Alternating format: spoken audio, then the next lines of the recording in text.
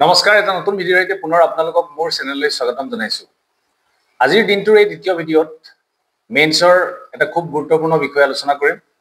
কেৱল মেইনছৰ কাৰণে বুলিয়েই নহয়, যিসকলে প্ৰিলিমিনাৰী পৰীক্ষা দিব প্ৰত্যেকটো কনচেপ্টেই খুব গুৰুত্বপূৰ্ণ হয় প্ৰিলিমছৰ কাৰণে আৰু লগতে আগন্তুক মেইনছৰ কাৰণে। আপোনালোকে শব্দটো দেখিছে যে জুডিচিয়েল ডেস্পটিজিম। জুডিচিয়েল ডেস্পটিজিমনো কি হয়, ইয়াৰ লগত কি কি কথা জড়িত হৈ আছে, এই গোটেইখিনি কথা 360 ডিগ্ৰী ভিউত মই আলোচনা কৰিবৰ কাৰণে চেষ্টা কৰিম। আশা কৰিছোঁ আপোনালোকে ভিডিঅ'টো মন দি চাব। প্ৰথম অৱস্থাত মই যেতিয়া এই বিষয়বস্তুৰ লগত ৰিলেটেড মোৰ যি PDF টো মই তৈয়াৰ কৰিছিলোঁ, তাৰ উপৰিও মই অফিচৰ পৰা আহি কেইবাটাও বিষয় চালোঁ আৰু ইয়াৰ লগত জড়িত কেইবাটাও গুৰুত্বপূৰ্ণ মই আৰ্টিকল পালোঁ। দ্য হিন্দু নিউজ পেপাৰত এটা আৰ্টিকল আহিছিল, ইজ ইণ্ডিয়া উইটনেছিং জুডিচিয়েল ডেস্পটিজিম। প্ৰথম অৱস্থাত আমি ডেস্পটিজিম মানে কি জানি লওঁ, তেতিয়া আপোনালোকৰ বুজাত সহজ হ'ব। জুডিচিয়েল ডেস্পটিজিম শব্দটোৰ যদি অৰ্থ আমি সৰল ভাষাত ক'ব যাওঁ, জুডিচিয়াৰীৰ যি স্পেচিফিক ডমেইনছ থাকে বা জুডিচিয়াৰীৰ যি ৰুল থাকে, তাৰ বিয়ণ্ড যদি জুডিচিয়াৰী যোৱা দেখা যায়, অৰ্থাৎ তেওঁলোকৰ যিখিনি ডিষ্টিংটিভ কাম থাকে, সেই কামৰ উপৰিও যদি তেওঁলোকে লেজিছলেচাৰ আৰু এক্সিকিউটিভৰ যিখিনি ৰুলছ থাকে সেইখিনি কৰিবলৈ যায়, এক্সেছিভ পাৱাৰ যদি তেওঁলোকে এজিউম কৰে, তেন্তে আমি তাক জুডিচিয়েল ডেস্পটিজিম বুলি কওঁ। আৰু ইয়াৰ জৰিয়তে কনষ্টিটিউশ্যনৰ যি বেলেঞ্চ অফ পাৱাৰ্ছ তাক ডিছৰাপ্ট কৰা হয়, যিটো ছেপাৰেশ্যন অফ পাৱাৰ থাকে তাক ডিছৰাপ্ট কৰা হয়। এতিয়া কৈছে, while India's judiciary has historically played a crucial role in protecting constitutional rights, its recent action have raised concern of overreach and unilateralism. এতিয়া হিষ্ট্ৰিকেলি আমাৰ ভাৰতৰ যি ন্যায় ব্যৱস্থা বা জুডিচিয়াৰীয়ে এনেধৰণৰ ক্ৰুচিয়েল ৰুল পালন কৰি আহিছে। কি ক্ষেত্ৰত? To protect the constitutional rights, সংবিধানৰ অধিকাৰখিনি প্ৰটেক্ট কৰাৰ ক্ষেত্ৰত জুডিচিয়াৰীয়ে তেওঁলোকে এই কৰিব লগা কামটো কৰি আহিছে। কিন্তু বৰ্তমান সময়ত জুডিচিয়াৰীৰ যি অভাৰ ৰিচ, সেই অভাৰ ৰিচ আৰু ইউনিলেটাৰেলিজিমৰ ওপৰত এটা চিন্তাৰ কাৰণ আহি পৰিছে। মই মোৰ আগৰ ভিডিঅ'ত কৈছোঁ যে জুডিচিয়েল এক্টিভিজিম, জুডিচিয়েল অভাৰ ৰিচ, এই শব্দকেইটা খুব জৰুৰী হয়। এতিয়া তাতোতকৈ আন এটা শব্দ আমি পালোঁ, জুডিচিয়েল ডেস্পটিজিম। এতিয়া আমি এই তিনিটা শব্দক একেলগে সংলগ্ন কৰি আজিৰ ভিডিঅ'টোত মই গোটেই কথাখিনি আলোচনা কৰিবৰ কাৰণে চেষ্টা কৰিম। কিন্তু আজিৰ মোৰ যি আলোচনাৰ বিষয় আছিল, তাত এটা প্ৰশ্ন আছিল, যিটো প্ৰশ্ন আপোনালোকে পাব পাৰে। এই প্ৰশ্নটো হ'ল যে the phrase judicial despotism is increasingly involved in contemporary debates concerning the Indian judiciary. যে ভাৰতৰ ন্যায় ব্যৱস্থাৰ ক্ষেত্ৰত কণ্টেম্পৰেৰী যিখিনি আমাৰ ডিবেট হৈ থাকে, সেই ক্ষেত্ৰত জুডিচিয়েল ডেস্পটিজিম শব্দটো বাৰে বাৰে বা ফ্ৰেজটো বাৰে বাৰে শুনা যায়। Critically examine the arguments for and against this assertion. ইয়াৰ সপক্ষে আৰু বিপক্ষে ক'ব লাগে। Evaluating recent judicial pronouncement on action, বৰ্তমান সময়ত জুডিচিয়েল প্ৰনাউন্সমেণ্ট বা একশ্যনছ তেনেকুৱা কিবা আছে নেকি? Discuss the potential consequences of such a trend for India's democratic fabric and governance mechanism. গতিকে বৰ্তমান ভাৰতবৰ্ষৰ ডেম'ক্ৰেটিক ফেব্ৰিক আৰু গভাৰ্নেন্স মেকানিজিমৰ ক্ষেত্ৰত কি ধৰণৰ কনচিকুৱেঞ্চেছ হ'ব পাৰে, মই তাৰ কিন্তু এনচাৰ প্ৰভাইড কৰা নাই, বাট আজিৰ যিখিনি আলোচনাৰ বিষয়বস্তু হ'ব তাৰ ওপৰত ভিত্তি কৰি পেলাই আপোনালোকে এই কুৱেশ্যনটো এনচাৰ কৰিবৰ কাৰণে চেষ্টা কৰিব লাগিব। আনহাতে মই যি হিন্দু নিউজ পেপাৰৰ কথা কৈছিলোঁ, তাত এটা আৰ্টিকল আহিছিল। তাত আৰ্টিকলটোৰ যিটো হেডলাইন হয়, সেইটো এটা প্ৰশ্নবোধক হয় যে ইজ ইণ্ডিয়া উইটনেছিং জুডিচিয়েল ডেস্পটিজিম, যে ভাৰতবৰ্ষই জুডিচিয়েল ডেস্পটিজিম ফেচ কৰিছে নেকি বা দেখিছে নেকি, তেনেকুৱা ধৰণৰ। মানে বৰ্তমান ভাৰতবৰ্ষত জুডিচিয়েল ডেস্পটিজিম দেখা যায় নেকি? ঠিক সেই আৰ্টিকলটোৰ তলতে এটা চেণ্টেন্স আছে যে a series of judgment in recent times has had several parties questioning the powers and motives of the Supreme Court. Supreme কোৰ্টৰ বিভিন্ন জাজমেণ্টৰ ওপৰত বেছ কৰি বিভিন্ন পাৰ্টিয়ে প্ৰশ্ন কৰে যে যে সুপ্ৰিম কোৰ্টৰ পাৱাৰ্ছ আৰু মটিভক লৈ প্ৰশ্ন কৰে। While such criticism of the judiciary is not new, জুডিচিয়াৰীৰ ওপৰত এনেকুৱা ধৰণৰ যি ক্ৰিটিচিজিম হয়, এয়া নতুন নহয়। But the top court has not yet crossed the Lakshman ৰেখা। কিন্তু আমাৰ যি সুপ্ৰিম কোৰ্টে লক্ষ্মণ ৰেখা কেতিয়াও পাৰ কৰা নাই। সাংবিধানিক যিখিনি আদৰ্শ আছে বা যিখিনি কথা আছে তাৰ ওপৰত ভিত্তি কৰিয়ে সুপ্ৰিম কোৰ্টে এই গোটেই কামখিনি কৰি আছে। এতিয়া এই আৰ্টিকলটোত আমি এটা শব্দ পাওঁ, এটা হৈছে জুডিচিয়েল ৰিভিউ, যিটো আমি অলৰেডি জানো যে সুপ্ৰিম কোৰ্টৰ ইভেন নিজৰ জাজমেণ্টৰ ওপৰতো জুডিচিয়েল ৰিভিউ থাকে। লেজিছলেচাৰে যিখিনি আইন প্ৰণয়ন কৰে তাৰ ওপৰতো জুডিচিয়েল ৰিভিউ থাকে। গতিকে জুডিচিয়েল ৰিভিউৰ ওপৰত মই ভাবোঁ যে লক্ষ্মীকান্তত আপোনালোকে পঢ়িছে বা নপঢ়িলেও তাৰ বেছিক কথাটোৱে হ'ল যে যিখিনি জাজমেন্ট আহে সেই জাজমেন্টৰ ওপৰত সুপ্ৰিম কোৰ্টে আকৌ এমেন্ডমেন্ট কৰিব পাৰে নতুনত্ব আনিব পাৰে বা কোনোবা এখন আইন যদি চৰকাৰে প্ৰণয়ন কৰিছে সেই আইনখনৰ ওপৰত সুপ্ৰিম কোৰ্টে ৰায় দিব পাৰে যে হেতু এজ পাৰ কনস্টিটিউশন নাল এণ্ড ভইড হয় নে একসেপ্টেবল হয় হেতু হল জুডিশিয়াল ৰিভিউ আন এটা শব্দ হল জুডিশিয়াল এক্টিভিজম আমাৰ সংবিধান প্ৰদত্ত যিখিনি আমি আইডিয়ালছ এণ্ড এসপিৰেশন পাওঁ বা আমাৰ সংবিধানে যি অধিকাৰ দিছে বা সিটিজেনৰ নাগৰিকৰ যিখিনি অধিকাৰ আছে সেই অধিকাৰখিনি প্ৰটেক্ট কৰাৰ ক্ষেত্ৰত হওক বা সোশিয়াল জাস্টিস এভেইল কৰাৰ ক্ষেত্ৰত হওক জুডিশিয়াৰিয়ে যেতিয়া প্ৰ এক্টিভ এটা ৰুল কৰে জুডিশিয়াৰি যেতিয়া এটা প্ৰ এক্টিভ ৰুল পালন কৰে তাকে আমি জুডিশিয়াল এক্টিভিজম বুলি কওঁ আনহাতে জুডিশিয়াল অভাৰৰিচ হল যেতিয়া সুপ্ৰিম কোৰ্টে এক্সেস পাৱাৰ এটা এপ্লাই কৰে তেওঁলোকৰ যিখিনি দায়িত্ব থাকে দায়িত্বৰ ওপৰত গৈ পেলাই লেজিসলেচাৰ আৰু এক্সিকিউটিভৰ যি কাম থাকে তাৰ ওপৰতো যেতিয়া জুডিশিয়াৰিয়ে কাম কৰিব লয় তেতিয়া আমি তাক জুডিশিয়াল অভাৰৰিচ কওঁ এতিয়া এই আৰ্টিকলটোত কৈছে যে জুডিশিয়াল ৰিভিউ আৰু জুডিশিয়াল এক্টিভিজম একে মুদ্ৰাৰ ইপিঠি সিপিঠি হিন্দুৰ আৰ্টিকলটোৰ ডিটেইলছত নাযাওঁ আমি সময় পালে সেই বিষয়ে আলোচনা কৰিম কিন্তু মোৰ উদ্দেশ্য আছিল যে সেই আৰ্টিকলটোত আমি দুটা শব্দ পালো জুডিশিয়াল ৰিভিউ আৰু জুডিশিয়াল এক্টিভিজম য'ত উল্লেখ কৰা আছে যে ই একে মুদ্ৰাৰ ইপিঠি সিপিঠি কিন্তু এতিয়া আমাৰ উদ্দেশ্য হল যে আমি জুডিশিয়াল ডেস্পটিজম কি হয় সেই বিষয়ে আমি চাম জুডিশিয়াল ডেস্পটিজমৰ বিষয়ে জনাৰ আগতে আমি পোনপ্ৰথমে চাম যে জুডিশিয়াৰিৰ যি এক্টিভ ৰুল থাকে সেইখিনি আমি কি ক্ষেত্ৰত পাওঁ আমি সহজ অৰ্থত জানো যে judiciary as a protector of democratic values কাম কৰে আমাৰ যি গণতান্ত্ৰিক যি ভেলু আছে তাক প্ৰটেক্ট কৰাৰ ক্ষেত্ৰত জুডিশিয়াৰিয়ে কাম কৰে আপহোল্ডিং দ্য ফাণ্ডামেণ্টেল ৰাইটছ সেই ক্ষেত্ৰত জুডিশিয়াৰিয়ে কাম কৰে এনচিয়ৰিং চেক এণ্ড বেলেঞ্চ এক্সিকিউটিভ আৰু লেজিসলেচাৰৰ আৰ্বিট্ৰেৰী একশ্যনৰ ক্ষেত্ৰত ৱাটছডগ হিচাপে জুডিশিয়াৰিয়ে কাম কৰে পিআইএলৰ জৰিয়তে পাব্লিক ইণ্টাৰেষ্টৰ ক্ষেত্ৰত জুডিশিয়াৰিয়ে ইণ্টাৰভেনশ্যন কৰে আমি জানো যে পাব্লিক ইণ্টাৰেষ্ট যি লিটিগেশ্যন তাৰ জৰিয়তে পাব্লিক ইণ্টাৰেষ্টৰ ক্ষেত্ৰত জুডিশিয়াৰিয়ে কাম কৰে ইলেক্টৰেল ডেমক্ৰেচিক সেফগাৰ্ড কৰাৰ ক্ষেত্ৰত জুডিশিয়াৰিয়ে কাম কৰে আৰু আলটিমেটলি হিউম্যান ৰাইটছ আৰু এনভাইৰনমেন্ট প্ৰটেকশ্যনৰ ক্ষেত্ৰতো জুডিশিয়াৰিয়ে যথেষ্ট গুৰুত্বপূৰ্ণ ভূমিকা পালন কৰে জুডিশিয়াৰি ইয়াতকেও বহুত কাম আছে বাট ওভাৰঅল যদি আমি এইকেইটাকে যদি চাওঁ তাৰ জৰিয়তে আমি গম পাওঁ যে judiciary as a protector of democratic values কিন্তু জুডিশিয়াৰি ডেস্পটিজম যি শব্দ সেই ডেস্পটিজম শব্দটোৱে এতিয়া আমাক বৰ্তমান সময়ত এটা নতুন কনচাৰ্ন আনি দিছে আৰু এটা প্ৰশ্নৰ অৱতাৰণা কৰিছে যে জুডিশিয়াল ডেস্পটিজমৰ জৰিয়তে আমাৰ যি ডেমক্ৰেটিক ভেলুজ বা পাব্লিক ট্ৰাষ্ট তাৰ ওপৰত কিবা প্ৰভাৱ পৰে নেকি জুডিশিয়াল ডেস্পটিজমৰ মাজত সোমাই থকাৰ এটা শব্দ হল জুডিশিয়াল অভাৰৰিচ গতিকে জুডিশিয়াল অভাৰৰিচৰ লগত জড়িত কথাখিনি আমি চাম এতিয়া প্ৰথমটো হল আপোনালোকে স্ক্ৰীনত দেখিছে যে ফ্ৰিকুৱেণ্ট ইনভকেশ্যন অফ আৰ্টিকল 142 মই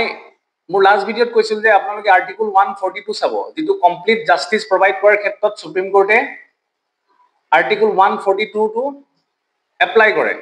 অৰ্থাৎ আৰ্টিকল 142 ৰ জৰিয়তে সুপ্ৰিম কোৰ্টে কমপ্লিট জাস্টিস প্ৰভাইড কৰাৰ ক্ষেত্ৰত কাম কৰে এতিয়া আৰ্টিকল 142 অৰ্থাৎ কমপ্লিট জাস্টিস ইউ জুডিশিয়াৰি অভাৰৰিচৰ এটা এক্সাম্পল হয় তাৰ বহু এক্সাম্পল আছে আমি যেতিয়া কমপ্লিট জাস্টিসৰ ওপৰত আলোচনা কৰিম তেতিয়া আমি গোটেই এক্সাম্পলবোৰ ল'ম বাট আজি মই আপোনালোকক এটা এক্সাম্পল মনত পেলাই দিও যি ধৰণে দেৱালীত ফায়াৰ ক্ৰেকাৰ ব্ৰেণ্ড কৰাৰ ক্ষেত্ৰত সুপ্ৰিম কোৰ্টে জাজমেন্ট দিছিল ওয়াইন শ্বপ বা লিকুইৰ যি শ্বপ থাকে স্কুল বা কলেজৰ পৰা যি 500 মিটাৰ দূৰত থাকিব লাগে এনেকুৱা ধৰণৰ যিখিনি জাজমেন্ট আছিল সেইখিনিও কমপ্লিট জাস্টিসৰ এটা এক্সাম্পল হয় ঠিক তেনেকে বাবৰি মছজিদৰ যেটো ৰুলিং দিছিল সুপ্ৰিম কোৰ্টে হেতু কমপ্লিট জাস্টিসৰ এটা এক্সাম্পল হয় এটা কমপ্লিট জাস্টিস মানে এনেকুৱা ধৰণৰ হয় ই যে স্ট্যাটিউটৰী প্ৰসিডিউৰ আছে তাক বাইপাস কৰে অৰ্থাৎ আমাৰ যিখিনি প্ৰসিডিউৰ আছে প্ৰসিডিউৰখিনি বাহিৰত সুপ্ৰিম কোৰ্টে যেতিয়া কাম কৰে তাকে আমি কমপ্লিট জাস্টিস বুলি কওঁ নেক্সট পিআইএলৰ জুৰিসডিকশনটো বাহিছে গতিকে জুডিশিয়াল অভাৰৰিচৰ আনটা এক্সাম্পল হল পিআইএল মানে হৈছে public interest litigation courts entertain petitions even without personal grievance affecting separation of powers গতিকে পিআইএলৰ জৰিয়তে সুপ্ৰিম কোৰ্টে এনেকুৱা বহু ক্ষেত্ৰত জাজমেন্ট প্ৰভাইড কৰিছে য'ত লেজিসলেচাৰ আৰু এক্সিকিউটিভৰ পাৱাৰ থাকে গতিকে ই সেপাৰেশন অফ পাৱাৰক ডিসৰাপ্ট কৰে নেক্সট ডেমোক্ৰেটিক একাউন্টেবিলিটি উইক কৰে জাজেছ ফেস নো ইলেক্ট্ৰল স্ক্ৰুটিনি আনলাইক ইলেক্টেড ল মেকাৰ্স এতিয়া ইলেকশনৰ জৰিয়তে যেতিয়া এটা এজন নিৰ্বাচন হয় তেওঁলোকৰ একাউন্টেবিলিটি থকাৰ প্ৰয়োজনীয়তা আহে কাৰণ তেওঁলোকে ইলেকশনৰ জৰিয়তে এনসাৰ পাই যায় কাৰণ তেওঁলোকে ইলেকশনৰ সময়ত তাৰ ডেফিনিট এনসাৰ পায় তেওঁলোকে যিখিনি কাম কৰে সেই কামখিনি 5 বছৰত সিদ্ধান্ত হৈ যায় আৰু নেক্সট যেতিয়া ইলেকশন হয় তাৰ জৰিয়তে তেওঁলোকে তাৰ ফলাফলটো পায় কিন্তু জাজৰ ক্ষেত্ৰত কোনো ধৰণৰ ইলেক্ট্ৰল স্ক্ৰুটিনি নাথাকে ইভেন যি অপাক কলেজিয়াম সিস্টেম বুলি এটা কনসেপ্ট আছে জুডিশিয়াল ৰিক্ৰুটমেন্টৰ ক্ষেত্ৰত জুডিশিয়াল এপইন্টমেন্টৰ ক্ষেত্ৰত যি এপইন্টমেন্ট প্ৰসেস হি ট্ৰান্সপাৰেন্ট নহয় নন ট্ৰান্সপাৰেন্ট হয় গতিকে হেতু এটা ড্ৰবেক হয় next supersession in appointments is already কলৱে judicial collegium bypass seniority often in the name of diversity or discretion policy pronouncement without legislative mandate issuing guidelines on mob lynching or banning crackers without codified law jitu already moi koisil je crackers ban korar khetrot hok ba mob lynching or khetrot ji guidelines issue korisile tatu kono dhoroner codified law nai supreme court he khetrot guidelines issue korisil etia judicial ডিসপোটিজমৰ মাজত এই যিখিনি কথা হুমাই আছে এই গুটি কথাখিনি কিন্তু জুডিশিয়াল ওভাৰৰিচৰে পাৰ্ট হয় ইয়াতকৈ ক্ৰিটিক্যালিও আমি কিছুমান কথা পাওঁ যিখিনি মই বিভিন্ন ওয়েবসাইটত চালো বাট মই পৰীক্ষা পাৰপজত একেবাৰে লুচিড মেনাৰত ইজিয়েষ্ট ৱেত এই কিটা কথা পাই পেলাই মই আপোনালোকলৈ আগবঢ়ালো আদাৰৱাইজ আপুনি যদি এই টপিকটোৰ ওপৰত ইন্টাৰনেটত সাৰ্চ কৰে আপুনি বিভিন্ন ধৰণৰ কথা পাব আৰু বহুত ক্ৰিটিক্যাল কথাও থাকে বাট পৰীক্ষা পাৰপজৰ কাৰণে জুডিশিয়াল ডেসপটিজমৰ ওপৰত যদি লিখিব লগা হয় আপোনালোকে এই 5টা পইণ্ট লিখিলে সাফিসিয়েন্ট হয় নেক্সট আইল জুডিশিয়াল ডেসপটিজমৰ কাৰণবোৰ কি কি কাৰণবোৰ আলোচনা কৰিব যাওঁতে ইয়াতে জুডিশিয়াল ডেসপটিজমক সাপোৰ্ট কৰাৰ কথা আমি ভাবিব পাৰো গতিকে সাপোৰ্টৰ ক্ষেত্ৰত বা এগেইনষ্টৰ ক্ষেত্ৰত লিখোতে আমি যিখিনি লিখিব লাগে এই আলোচনাৰ পৰা আমি পাম প্ৰথম অৱস্থাত চাব judicial vacuum during emergencies Post emergency courts expanded powers to doctrines like PIL to restore legitimacy. Legitimacy maintain কৰাৰ কাৰণে PIL আদিৰ জৰিয়তে সুপ্ৰিম কোৰ্টে নিজৰ যি পাৱাৰছ তাক এক্সটেন্ড কৰিছিলে পোষ্ট ইমাৰ্জেন্সি মানে কোভিডৰ সময়ত ডিউৰিং ইমাৰ্জেন্সি বা বেলেগ বেলেগ ইমাৰ্জেন্সি সিচুৱেচনত জুডিশিয়াৰীয়ে আমাৰ যি আইন কানুন সেই আইন কানুন বৰ্তাই ৰাখিবৰ কাৰণে পিআইলৰ জৰিয়তে বিভিন্ন ধৰণৰ জাজমেন্ট দিছে গতিকে এটো কোনো বেয়া কথা নহয় যেটো সমাজৰ কাৰণে হয় লেজিসলেটিভ এণ্ড এক্সিকিউটিভ ইনএকশন ডেফিনেটলি আপোনালোকে এই কথাটো বুজিছে court step in when other organs fail যেতিয়া আনবোৰ অৰ্গান বুলি গলে লেজিসলেটিভ এণ্ড এক্সিকিউটিভ তেওঁলোকে যেতিয়া কাম কৰিবলৈ সক্ষম নহয় বা ফেলিয়ৰ হয় তেওঁলোকৰ ডিসিশনবোৰ ডিলে হয় তেতিয়া কোৰ্টে তাত আগবাঢ়ি অহাটো প্ৰয়োজনীয়তা বুট কৰে যেনেকৈ ডিলেজ বাই গভৰ্ণৰ্ছ ইন বিল আছে আমি বিল এনেকুৱা কিছুমান আছে বিলবোৰ আমি প্ৰেসিডেন্টৰ কনসেন্টৰ কাৰণে হক বা গভৰ্ণৰৰ কাৰণে হক আমি তাক ৰিজাৰ্ভ কৰি থৈ দিওঁ যেটো ক্ষেত্ৰত যিকোনো এখন বিল এক্টত পৰিণত হোৱা ডিলে হয় তেনেকুৱা ক্ষেত্ৰতো সুপ্ৰিম কোৰ্টে জাজমেন্ট দিব লগা হয় ambiguity in constitutional provisions vague language in article like 142 and 370 gives wide discretion to courts article 142 or 370 supreme court the ultimate power পায় যেনেকৈ article 142 ৰ জৰিয়তে কমপ্লিট জাস্টিসৰ ক্ষেত্ৰত তাক সুপ্ৰিম কোৰ্টে যিকোনো ধৰণে ইন্টাৰপ্ৰেট কৰিব পাৰে আৰু সেই ধৰণে সুপ্ৰিম কোৰ্টে বিভিন্ন ধৰণৰ জাজমেন্ট দি আহিছে public pressure and media spotlight হেতু থাকে পাব্লিকৰ প্ৰেছাৰ থাকে আৰু মিডিয়া স্পটলাইট ইয়াৰ কাৰণেও কোৰ্টে কাম কৰিব লগা হয় আৰু লাষ্টত lake of second balance absence of formal accountability for judges create space for unchecked authority গতিকে লেজিসলেচাৰ বা এক্সিকিউটিভৰ ক্ষেত্ৰত যি ধৰণে ডেফিনিট সেকেন্ড ব্যালেন্স থাকে যি ধৰণে মই কলো ইলেক্ট্ৰল স্ক্ৰুটিনি কিন্তু জাজৰ ক্ষেত্ৰত তেনেকুৱা ধৰণৰ নহয় গতিকে ফৰ্মেল একাউন্টেবিলিটি নোহোৱাৰ কাৰণে তেওঁলোকে এটা আনচেক অথৰিটি পায় তাকে আমি কৈছো যে লেক অফ সেকেন্ড ব্যালেন্সেস এটা লেজিসলেচাৰ বা এক্সিকিউটিভৰ ক্ষেত্ৰত তেওঁলোকে যদি কিবা এটা কাম আৰ্বিট্ৰেৰিলি কৰা দেখা যায় তেন্তে সুপ্ৰিম কোৰ্ট বা বিভিন্ন কোৰ্টে মাত মাতিব পাৰে কিন্তু কোৰ্টৰ ক্ষেত্ৰত তেওঁলোকৰ যি অথৰিটি সেই ক্ষেত্ৰত মাত মতাৰ কাৰণে কোনো নাই গতিকে সেই কথাত তেওঁলোকৰ যি অথৰিটিটো সেইটো আনচেক্ট হৈ ৰয় আনহাতে কন্টেম্প্ট অফ কোৰ্টটো তেওঁলোকে এক্সেসিভলি ইউজ কৰিব পাৰে সেই পইণ্টটো ইয়াত লিখিব থাকি গ'ল সেইটো আমি এটা পইণ্ট জনাটো জৰুৰী হয় কনসিকুৱেন্সেস কেনেকৈ হ'ব পাৰে ইৰোজন অফ ডেমোক্ৰেটিক প্ৰিন্সিপল আমাৰ যে ফেডাৰেলিজম ষ্ট্ৰাকচাৰ আছে তাৰ ওপৰতো আমাৰ ডিসৰাপশন আহে ডেমোক্ৰেটিক যে প্ৰিন্সিপল আছিল overstepping courts risks replacing legislative procedure with personal interpretation breakdown of institutional trust perception of bias or activism weakens trust in judicial neutrality গতিকে জুডিশিয়াল নিউট্ৰেলিটি ওপৰতো আমাৰ এটা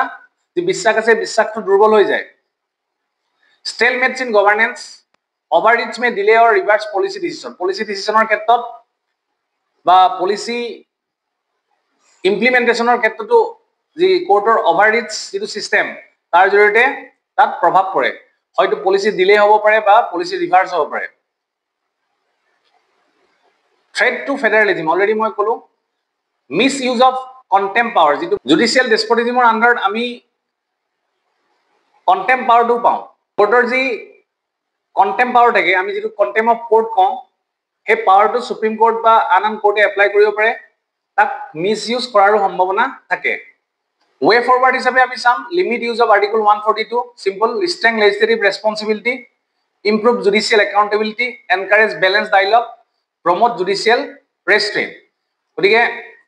একিটা সিম্পল কে দিয়া আছে আৰু ভেৰি সিম্পল ল্যাঙ্গুৱেজত আছে ভেৰি সিম্পল মই অলৰেডি কথাখিনি ক'লোৱে কনক্লুজন এটা আছে আপোনালোকে চাব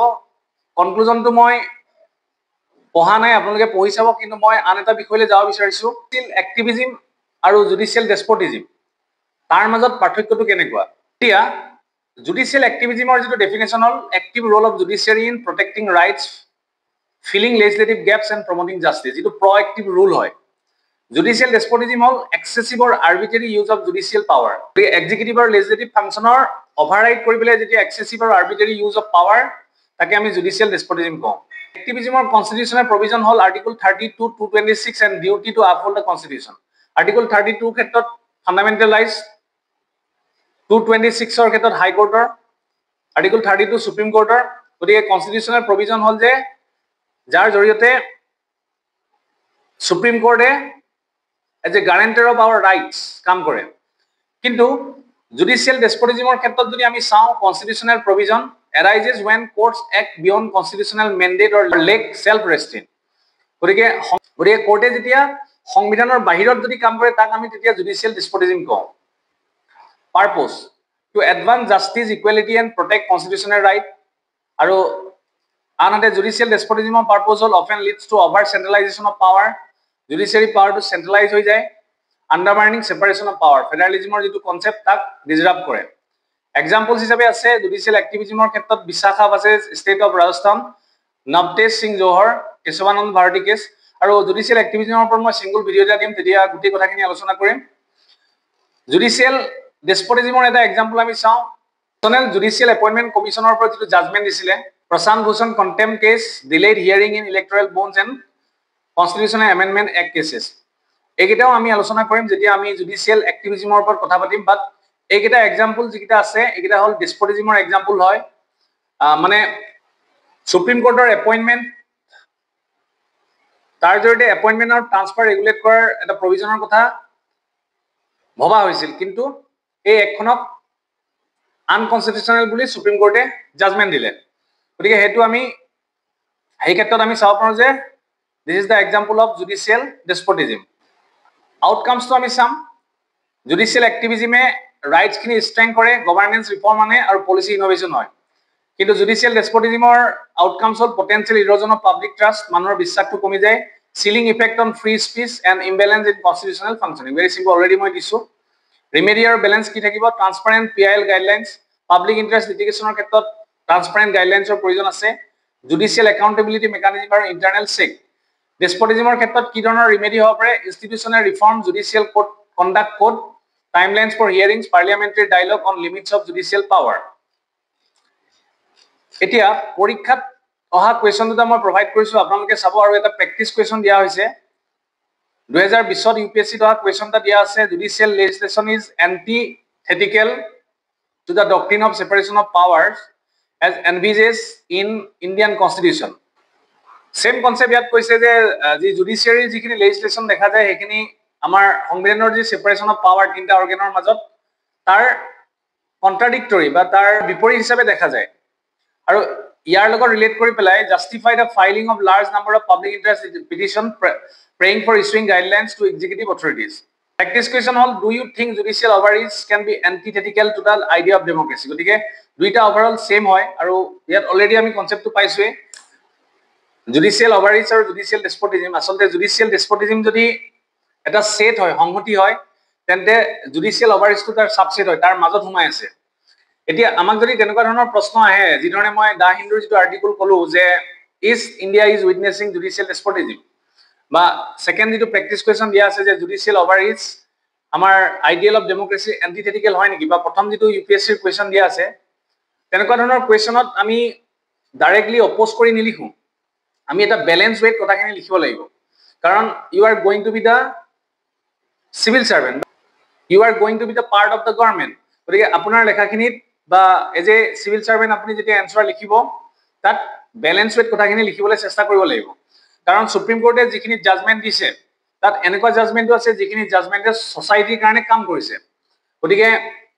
তেনেকুৱা ধৰণৰ এক্সাম্পল দি পেলাই আমি তাক সাপোৰ্ট কৰিব লাগিব আৰু বহু ক্ষেত্ৰত এনেকুৱা এক্সাম্পলো আছে যিখিনি এক্সাম্পলত দেখা যায় যে যিখিনি কাম কৰিব লাগিছে লেজিসলেচাৰে আৰু কৰিছে